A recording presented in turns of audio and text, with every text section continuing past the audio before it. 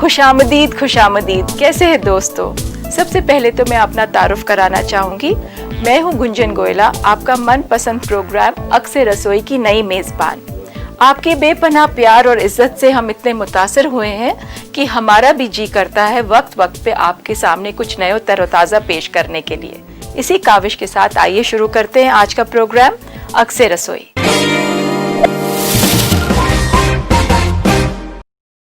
आज हम शुरू करेंगे मुगलई खानों से। अब आप सोच रहे होंगे मुगलई खाना किसे नहीं आता बनाना, मगर दोस्तों ये वो खाना नहीं जो आम रेस्टोरेंट में मिलता है। हमने ये रेसिपीज ली हैं हमारे अजीम व शान मुगलई बादशाहों के बावर्ची खानों से, और आज की रेसिपी है रिज़ा का जुफ्ता। तो आइए शुरू करते हैं रिज़ा का जुफ्ता।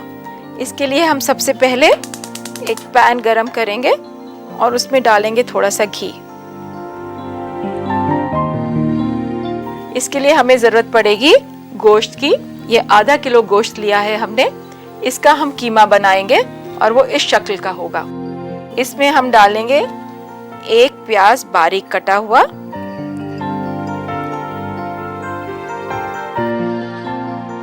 काली मिर्च,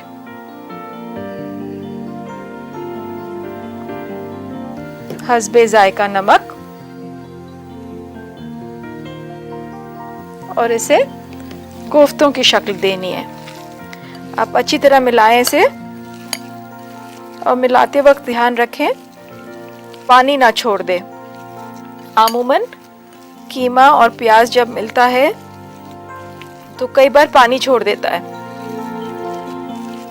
दोस्तों यहाँ पे मेरा पैन में घी गरम हो रहा है, क्योंकि अब इसको मिलाने के बाद हम इसके छोटे छोटे कोफ्ते बना के घी में तलेंगे। कीमे को ज़्यादा देर निकालने के बाद आप फ्रिज में ना रखें, इसकी ताजगी में भी फ़र्क आता है और इसके टेस्ट में भी फ़र्क आ जाता है। और आप देखिए जब इस तरह मिला रहे हैं तो कुछ थोड़ा सा लेस आना चाहिए इसमें, इसी से आपका कोफ्ता मुलायम बनेगा। अब ये तैयार है हमारा कीमा कोफ्तों के लिए। छोटे छोटे बॉल बनाइए हाथ से।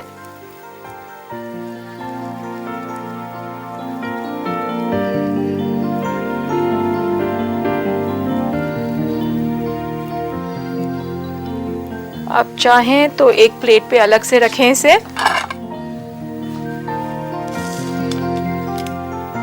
अगर इसमें फैट आप डाल दें तो कोफ्ता और नरम बनेगा, मगर ज्यादा फैट भी नुकसान देती है, तो इस बात का ध्यान रखें।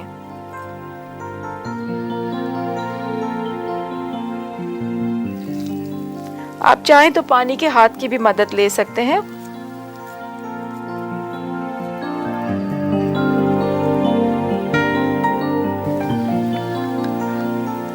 आप देखिए मेरे कुछ कोफ्ते तैयार हो गए हैं, तो मैं इन्हें फ्राई करने के लिए डाल रही हूँ।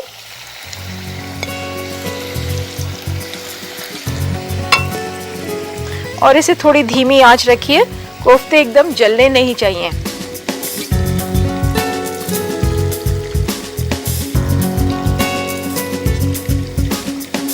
दोस्तों अगर इसमें आप अंडा मिलाना चाहें और इसमें सेंटर फिलिंग भी करें तो एक आपके अच्छे कबाब या स्नैक या स्टार्टर भी बन सकते हैं इससे। चिकन कीमा में भी आप ट्राई करें तो उसके कोफ्ते भी लाजवाब बनते हैं। इसी तरह आप कीमे को लें चिकन का कीमा करके, उसमें थोड़ा सा अंडा मिलाएं, थोड़ा नमक, प्याज, लहसुन, हरी मिर्च और छोटे छोटे कोफ्ते बनाएं। आपके दोस्तों को बहुत पसंद आएंगे।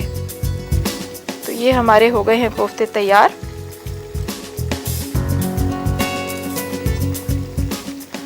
आप देख रहे होंगे कि कितने पीसेस बने। आपको ज़रूर काउंट कर लेना चाहिए या लिखना चाहिए कि कितना पोर्शन में, यानी कितने वेट में आपके कितने पीसेस बनते हैं। इससे आपको ये सहूलियत होगी कि आप जब भी गोश्त खरीदने जाएंगे तो आपको मालूम है कि आपकी क्या ईल्ड निकलेगी, उसी हिसाब से आप अपनी परचेज कर सकते हैं। अब इसमें हमारे आधा किलो में 12 कोफ्ते निकले हैं, तो आप उसी हिसाब से अपनी कैलकुलेशन करें।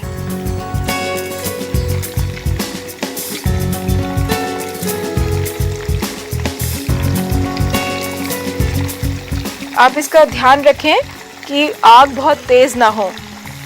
गोश्त बहुत जल्दी लगता है और प्याज खास तौर से आप देख भी रहे होंगे प्याज सबसे पहले पक जाता है। मैं एक तरफ और ये डाले दे रही हूँ।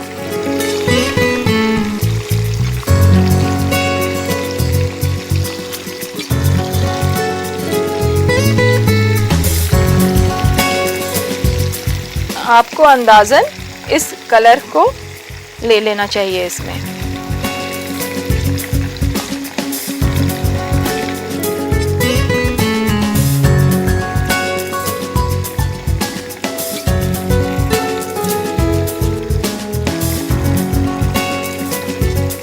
दोस्तों, यहाँ मैं आपको एक टिप देना चाहूँगी।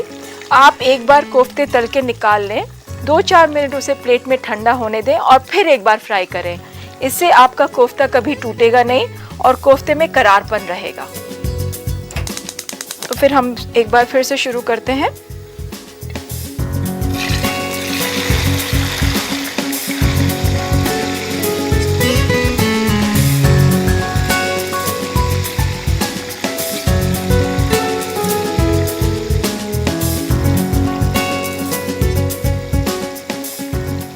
तो ये कोफ्ते तैयार हैं हमारे। अब हम बनाएंगे इसकी ग्रेवी।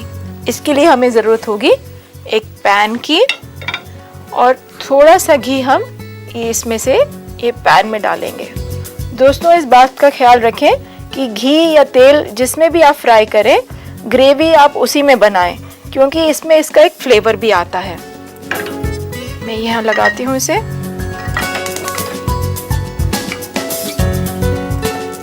ये प्याज मैं इसमें फ्राई कर रही हूँ।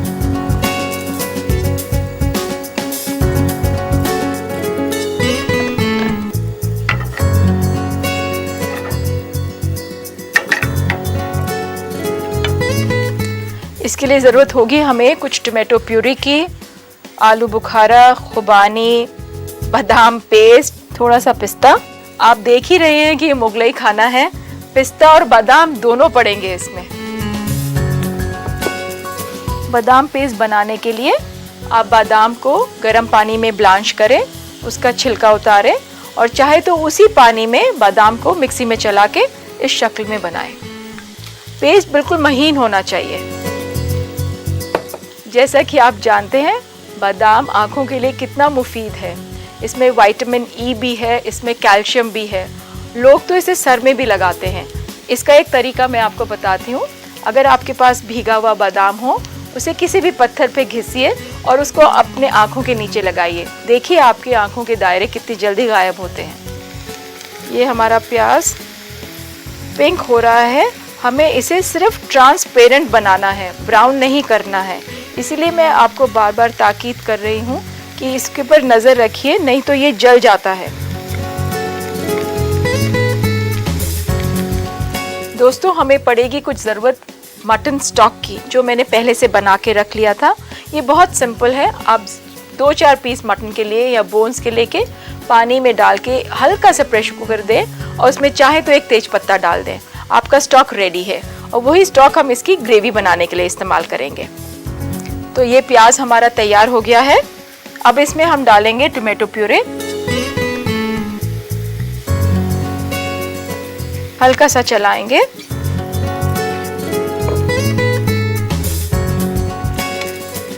और इसमें डालेंगे आमंड पेस्ट।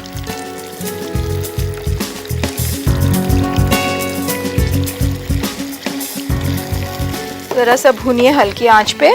धीरे धीरे आप साइड से लेते रहें ताकि बराबर भुनता रहे वो। आप देख रहे होंगे साइड इसका छोड़ रहा है, यही निशानी है कि ये भुन रहा है। इसे हल्के हाथ से चलाएं। अब इसमें हम डालेंगे जो स्टॉक हमने बनाया था।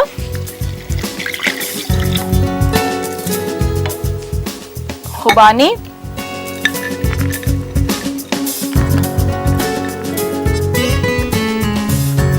आलू बुखारा। आपने देखा ये क्या अच्छा कॉम्बिनेशन है, खुबानी और आलू बुखारा, खट्टा और मीठा दोनों। थोड़ा सा पिस्ता जो हमने पहले से ब्लांच करके रखा है।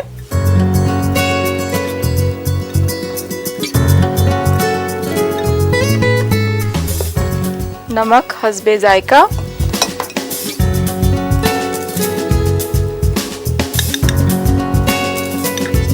और थोड़ी सी काली मिर्च।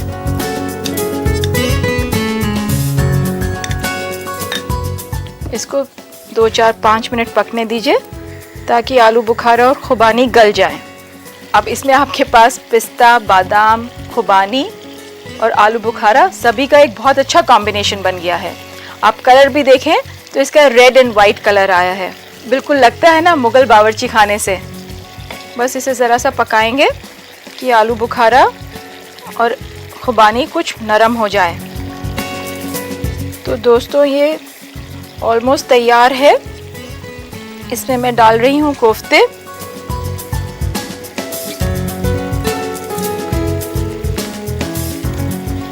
और इसे पकने देंगे 4-5 मिनट ताकि कोफ्ते जो है ग्रेवी को जब्त कर लें।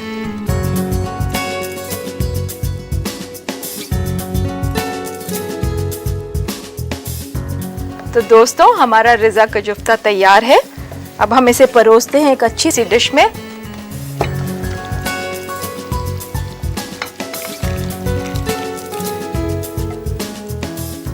इसे थोड़ी सी गार्निशिंग कीजिए आप। मैंने यहाँ तुलसी इस्तेमाल की है, आप चाहें तो पुदीना भी इस्तेमाल कर सकते हैं या पुदीना और तुलसी दोनों लगाएं। ये आपकी डिश तैयार है, तो परोसिए अपने मेहमानों को और जी भर के तारीफ लूटिए। मुझे मालूम है हमारे नाजरीन चाहेंगे इसकी तरकीब को दोहराना, तो एक बार गौर से सुनिए और चाहे तो आप लिख भी सकते हैं। रिज़ा का जुफ्ता बनाने के लिए हमें चाहिए 500 ग्राम बकरे का गोश्त, 3 अदद प्याज कटी हुई दरमियानी, हस्बे जायका नमक और काली मिर्च पाउडर, 450 ग्राम घी, 120 ग्राम टमाटर प्यूरी, 60 ग्राम पिसा हुआ बादाम, 35 ग्राम पिस्ता बारीक कटा हुआ, 600 मिलीलीटर उबले हुए गोश्त का पानी, आधी प्याली खुबानी मुसल्लम, आधी प्याली आलू बुखारा, आधी चम्मच काली मिर्च कुटी हुई और सजाने के लिए पुदीना और तुलसी बारीक कटी हुई। सबसे पहले बकरे के गोश्त का कीमा बना लें। उसमें बारीक कटी हुई प्याज, नमक और काली मिर्च का पाउडर मिलाएं। फिर उसे कोफ्तों की शक्ल दें। पैन में घी गरम करें और उसमें कोफ्तों को तलकर फिर उन्हें अलग निकाल कर रख दें। उसका मसाला तैयार करने के लिए पैन में उसी घी को दोबारा गरम करके उसका प्याज भून लें। फिर टमाटर प्यूरी, बादाम और पिस्ता मिलाकर 1 मिनट तक चलाएं। उबले हुए गोश्त का पानी, आलू बुखारा, खुबानी, नमक और काली मिर्च पाउडर मिलाएं और धीमी आंच पर तब तक पकाएं जब तक खुबानी और आलू बुखारा नरम न हो जाए। अब मसाला तैयार होने के बाद उसमें कोफ्तों को मिलाएं। फिर उसे बारीक कटी हुई तुलसी और पुदीना से गार्निश कर लें। लीजिए तैयार है रिज़ा का जुफ्ता। बहुत कुछ बाकी है अक्सर रसोई में बनाना, उससे पहले लेते हैं एक छोटा सा ब्रेक। आप कहीं मत जाइएगा, मैं यूं गई और यूं आई। आपका फिर से इस्तकबाल है। दोस्तों जब हम मुगलई खाने की बात करते हैं तो उस दौर में भी खाने के बाद या खाने के दौरान तफरीह का एहतमाम किया जाता था, मगर आज दोस्तों खाना खाते वक्त हम टेलीविज़न देख लेते हैं, जो कि हमारी तहजीब के खिलाफ है। अगर आप सुकून से खाना खाएं तो पेट भरने के साथ साथ वो आपको रूहानी तसल्ली भी देगा। पहले वक्त में हम खाना दस्तरखान पे खाया करते थे, मगर आज डाइनिंग टेबल ने अपना मुकाम शायद हर घर में बना लिया है। मगर कुछ एहतियात हम आज भी बरत सकते हैं डाइनिंग टेबल पे बैठने से पहले, जैसे बड़े बूढ़ों को पहले बैठने दिया जाए और उन्हें हेड ऑफ द टेबल बनाया जाए। अगर आप मेज़बान हो और आपके मेहमान खाना खा रहे हों तो डाइनिंग टेबल पे बैठने के वक्त आप एहतियात रखिए कि आप एक ऐसी जगह बैठे जहां आप अपने मेहमानों की छोटी से छोटी ज़रूरत पूरी कर सकें। दोस्तों अक्सर लोग मुझसे पूछते हैं खाने के बाद उन्हें गैस हो जाती है। उसका एक बहुत ही छोटा सा नुस्खा मैं जो है आपको बताती हूँ। खाने के फौरन बाद आप आधा ग्लास गर्म पानी पिएं, 1/4 चम्मच काला नमक और अजवाइन मिला के ले लें। इससे आपका पेट भी ठीक रहेगा और गैस भी बननी बंद हो जाएगी। एक और इम्पॉर्टेंट बात यह है, खाने के बाद आप थोड़ी चहलकदमी जरूर करें, यह आपकी सेहत के लिए बहुत मुफीद है। दोस्तों मैं आपके साथ शेयर करना चाहूँगी एक मार्बल केक की रेसिपी। इसके लिए आपको चाहिए होगा 120 ग्राम मक्खन, 120 ग्राम शुगर, 4 अंडे, आधा कप गरम दूध, 1.25 चम्मच बेकिंग पाउडर, 1 चम्मच वनीला एसेंस, 110 ग्राम मैदा और 10 ग्राम कोको पाउडर। इसके लिए आप मक्खन और चीनी को मिक्सी में फेंट लीजिए। जब वो अच्छी तरह फेंट जाए तो उसमें आप डालिए अंडे। अंडे मिलाने के बाद आप उसको मैदा मिलाइए और उसको नीचे उतार लीजिए।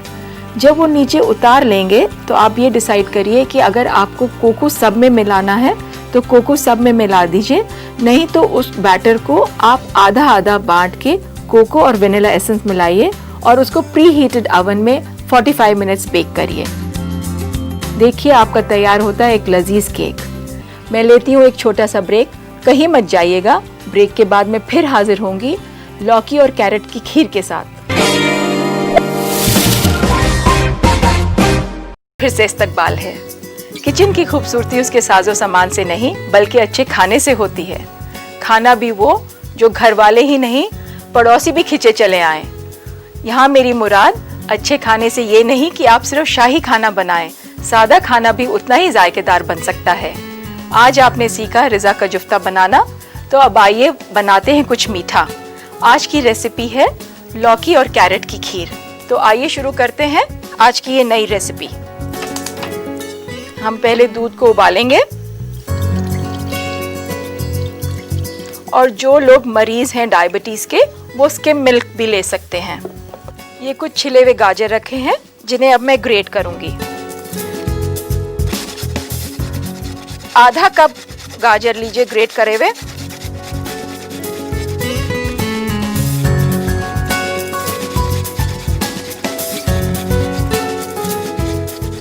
तो अब हम लेंगे घिया और इसको करेंगे पील।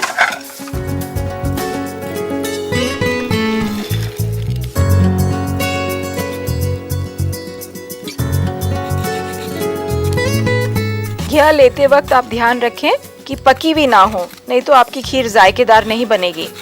अब इसको भी करते हैं ग्रेट।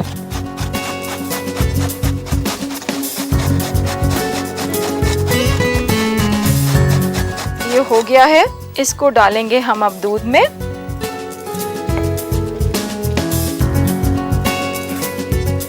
और रख देंगे इसको पकने। धीमी आंच पे ये धीरे धीरे पकता रहेगा। दोस्तों एहतियात रखिए कि ये लगे ना और बाहर भी ना निकले, तो धीमी आंच पे आप हल्के हल्के इसे हौले हौले से चलाते रहें।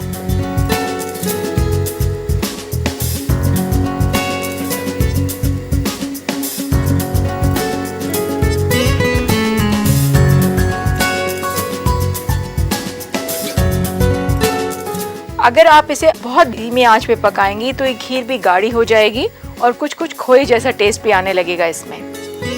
दोस्तों इसमें पकने के बाद हम डालेंगे कुछ बादाम, किशमिश, इलायची पाउडर। आप चाहें तो आप केसर भी डालें। मैं डाल रही हूँ चीनी, मगर अगर आप चाहें तो आप शुगर फ्री भी डाल सकते हैं इसमें। अगर आप डाइटिंग पे हैं या वेट कंट्रोल कर रही हैं तो आप इसको स्किम मिल्क में भी बना सकते हैं। और गाजर और घिया तो वैसे ही डाइटर्स का खाना है। अब आप देख रहे हैं ये काफ़ी गाढ़ी हो रही है और मैं इसको साइड में इसीलिए चला रही हूँ ताकि ये कहीं से लगे ना। दूध अगर एक बार लग गया तो उसको आप किसी भी तरह से ठीक नहीं कर सकते। तो बहुत एहतियात बरतिए जब भी आप कभी किसी दूध के कोई आइटम बना रहे हों। अक्सर घरों में जब मीठा बनता है तो ज़ियाबतीस यानी डायबिटीज़ के पेशेंट अपने आप को किनारा कर लेते हैं, मगर ये एक ऐसी डिश है जिसे आप आराम से परोस सकते हैं। करना कुछ नहीं है, स्किम मिल्क लेना है आपको, रिप्लेस करना है फुल फैट क्रीम के लिए और शुगर को रिप्लेस करना है शुगर फ्री से। बस डालिए और परोसिए। तो अब हमारी खीर तैयार है। चीनी आपके हस्बे जायका, थोड़ा सा कार्डमम पाउडर,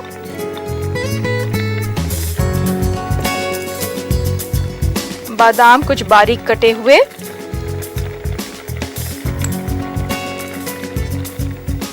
थोड़ी किशमिश। बस एक या दो दफ़ा इसे मिलाएं और ये परोसने के लिए तैयार है।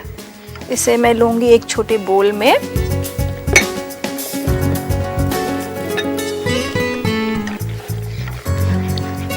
चीनी डालने के बाद एक दो दफ़ा ज़रूर चलाएं ताकि चीनी अच्छी तरह जज्ब हो जाए उसमें। तो ये खीर तैयार।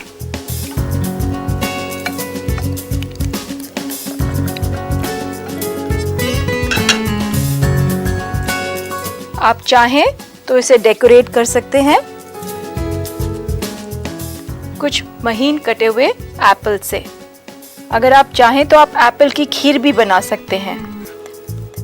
तरीका वही है, एप्पल को ग्रेट करिए और दूध में पकाइए। एप्पल का अपने आप जो मीठा है उसी से आप उसका एक अपना जायका देगा, और चाहें तो आप चीनी अवॉइड भी कर सकते हैं।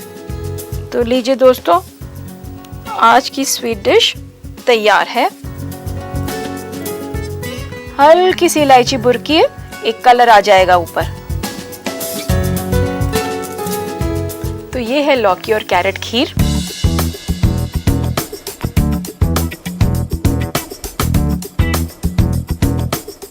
मुझे मालूम है हमारे कुछ नाजरीन चाहेंगे कि लौकी और कैरेट खीर बनाने का तरीका हम एक बार फिर से दोहरा दें, तो लेते हैं एक जल्दी से रिकैप। आप इसे लिख भी सकते हैं। कद्दू और गाजर की खीर बनाने के लिए हमें चाहिए 2.5 प्याली हल्का गर्म दूध, आधी प्याली गाजर कद्दूकस किया हुआ, आधी प्याली लौकी कद्दूकस किया हुआ, 3 चम्मच चीनी, 1/4 चम्मच छोटी इलायची पाउडर, 1 चम्मच किशमिश, 4 अदद बारीक कटा हुआ बादाम और गार्निशिंग के लिए आधा सेब बारीक कटा हुआ। सबसे पहले दूध को उबाल लें, फिर कद्दूकस किए हुए गाजर और कद्दू को दूध में मिलाएं और उसी धीमी आंच पर रखकर तब तक पकाएं जब तक गाढ़ा ना हो जाए। अब उसमें चीनी, छोटी इलायची का पाउडर, किशमिश और कटा हुआ बादाम मिलाएं। धीमी आंच पर 2 से 3 मिनट तक पकाएं। फिर तैयार खीर को तश्तरी में रखें और सेब की कटी हुई बारीक स्लाइस से सजा लें। लीजिए, हाजिर है लौकी और गाजर की खीर। तो उम्मीद है आपने देख लिया होगा और लिख भी लिया होगा। आज के लिए बस इतना ही। आप अपना और अपने घर वालों का ख्याल रखिए। कल फिर मुलाकात होगी। अल्लाह हाफिज।